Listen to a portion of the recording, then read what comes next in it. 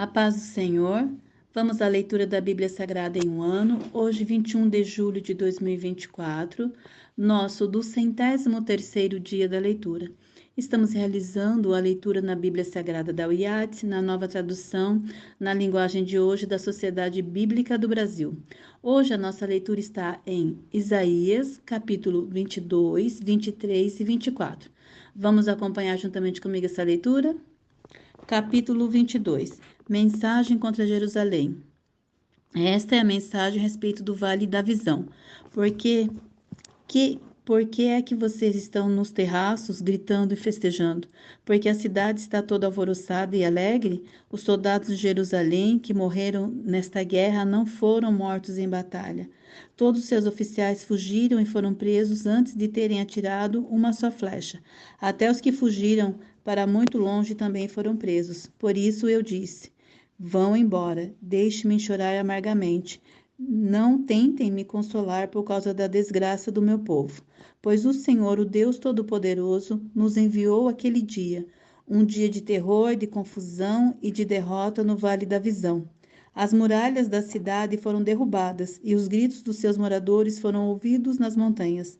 Nos seus cavalos e carros de guerra e armados com arcos e flechas, os soldados do país de Elão vieram nos atacar. Os soldados de Quir também vieram com seus escudos. Os vales de Judá estavam cheios de carros de guerra. A cavalaria dos inimigos estavam em frente dos portões de Jerusalém. Judá não tinha nenhum meio de se defender. Naquele dia vocês foram buscar as armas que estavam guardadas no salão da floresta. Examinaram as muralhas para marcar os lugares onde havia brechas e encheram de água o açude que ficava dentro da cidade. Examinaram as casas de Jerusalém e derrubaram algumas delas a fim de usar as pedras na reconstrução das muralhas.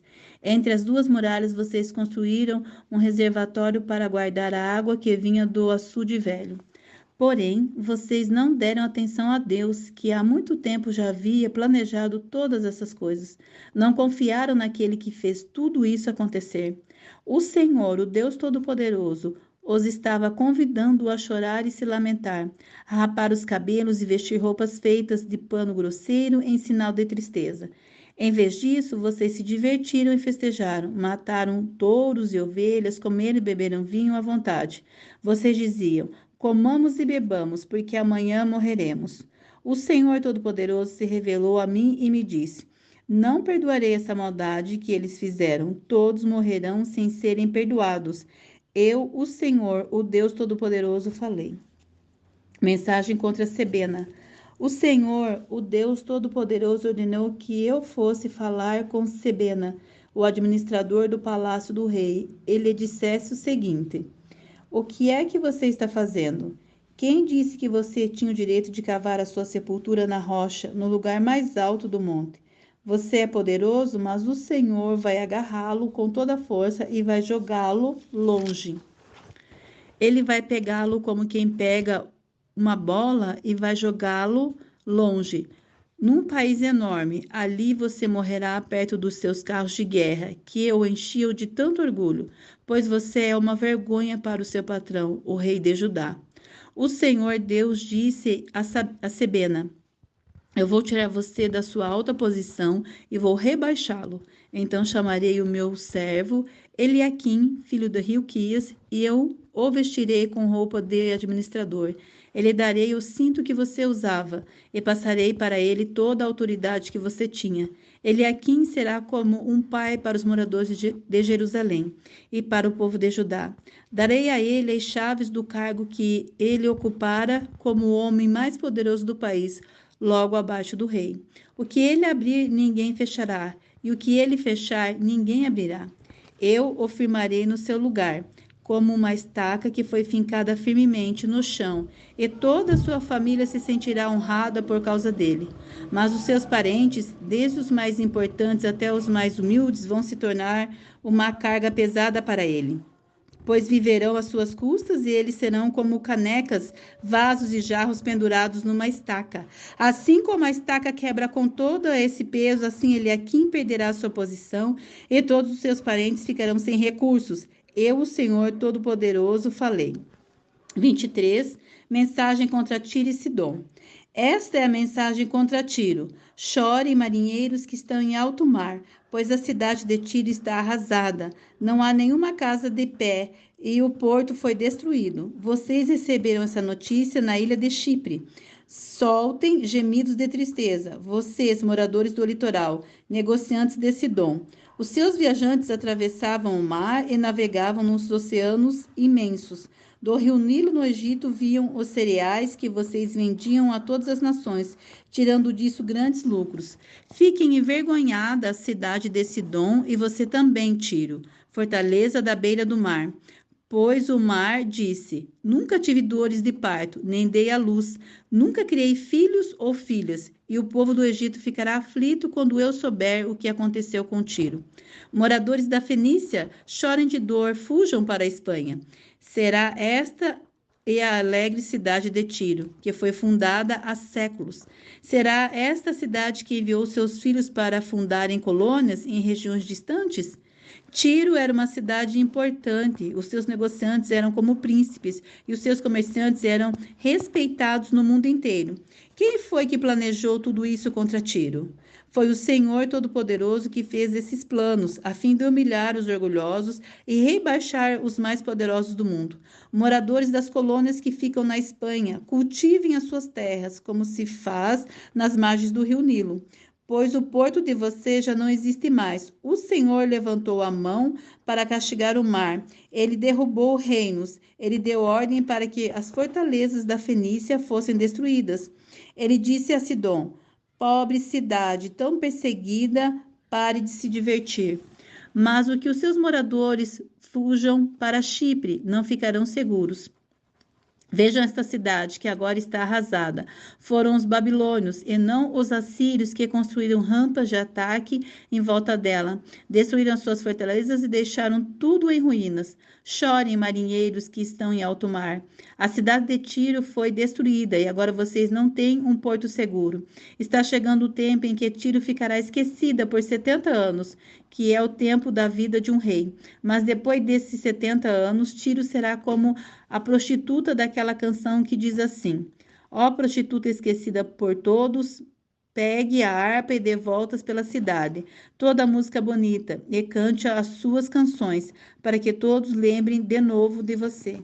Depois desses 70 anos, o Senhor lembrará outra vez da cidade de Tiro, e ela voltará a ser prostituta, vendendo-se a todas as nações do mundo. Mas o dinheiro que ela ganhar com a sua profissão será dedicado a Deus, o Senhor.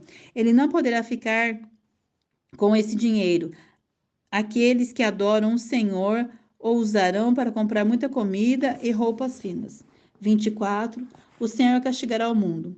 Atenção! O Senhor vai arrasar a terra e fazê-la virar um deserto. Vai estragar a terra e espalhar os seus moradores. A mesma coisa acontecerá com todos: o povo comum e os sacerdotes, os empregados, os seus patrões, as empregadas, as suas patroas, os que compram, os que vendem, os que emprestam e os que tomam emprestado. A terra ficará completamente arrasada e destruída, pois o Senhor prometeu fazer isso. A terra vai secando e murchando, o mundo inteiro vai se acabando, os céus e a terra vão se desfazendo. A terra está impura por causa dos seus moradores, pois eles desobedeceram as leis e os mandamentos de Deus e quebraram a aliança, que devia durar para sempre. Por isso, Deus está amaldiçoando e destruindo a terra, e os seus moradores estão pagando pelos seus pecados. Um fogo devorador os está queimando, e poucos escapam com vida. As parreiras estão murchando e há falta de vinho, e todos que estavam alegres gemem de tristeza. Não se ouve mais o barulho dos pandeiros, nem as músicas alegres das liras, e os que faziam festas e cantavam estão calados. Já não se bebe vinho nas festas, as bebidas têm um gosto amargo. A cidade vazia está em ruínas, os moradores trancam as portas das suas casas e não deixam ninguém entrar. Por causa da falta de vinho, o povo grita nas ruas.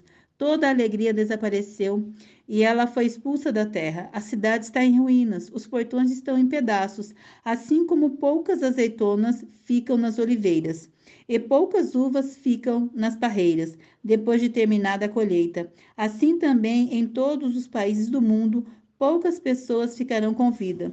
Os que ficarem com vida cantarão de alegria. Os que moram no oeste proclamarão a grandeza do Senhor, e os que moram no leste o louvarão. Os que moram no litoral louvarão o nome do Senhor, o Deus de Israel. Dos lugares mais distantes do mundo, ouvimos a canção de louvor ao Deus justo. Mas eu disse: ai de mim, que desgraça! Já não aguento mais. Os traidores continuam a trair a falsidade por toda parte. Escutem todos os povos. Como os animais, vocês serão perseguidos pelos caçadores. Covas e armadilhas esperam por vocês. Aquele que escapar dos caçadores cairá numa cova, e quem sair da cova será apanhado numa armadilha.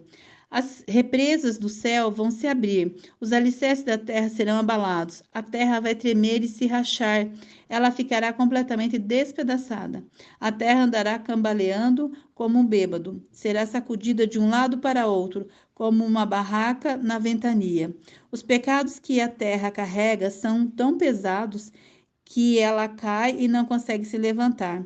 Naquele dia, o Senhor castigará os poderes do céu e também os reis do mundo na terra. Ele os ajuntará e os julgará numa cova. Ali ficarão presos por muito tempo e depois serão castigados. A lua terá vergonha de brilhar e o sol ficará pálido de medo, porque o Senhor Todo-Poderoso reinará no Monte Sião, em Jerusalém. E na presença dos líderes do seu povo, ele mostrará a sua glória. Essa foi a nossa leitura de hoje. Já podemos ficar como tarefa concluída e nosso formulário de leitura anual. Esperamos por você amanhã.